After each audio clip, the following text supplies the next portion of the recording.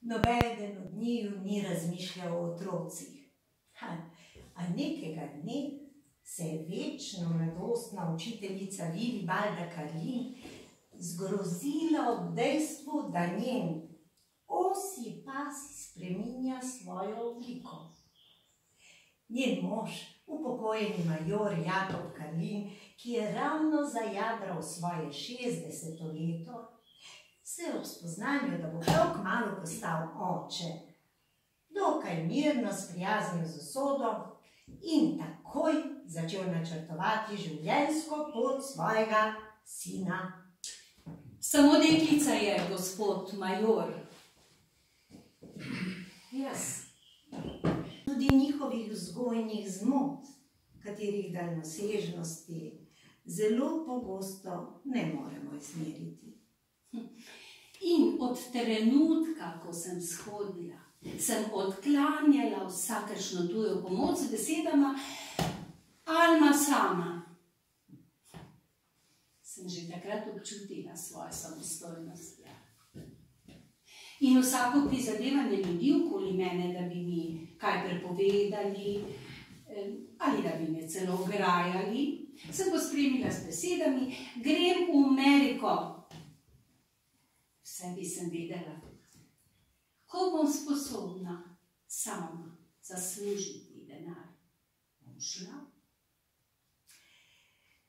V otroštvu in zgodnji mladosti je bila neverjetno veliko sama, česar je bila vesela.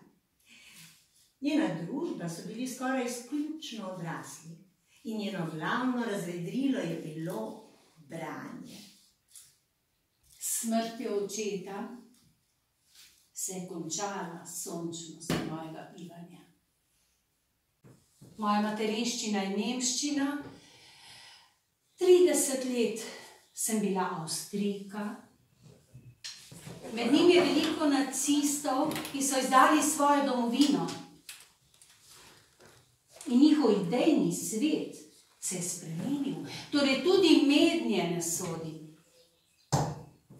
Jaz sem samo še državljanka sveta in vse moje dejanje in nehanje mora služiti človeštvu.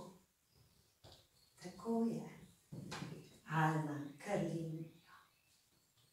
Šele ko živiš za druge, zares živiš.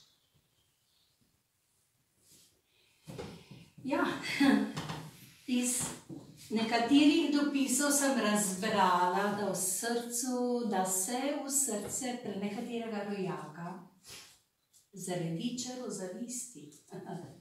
Pa si misli, ta srečna svetovna popotnica.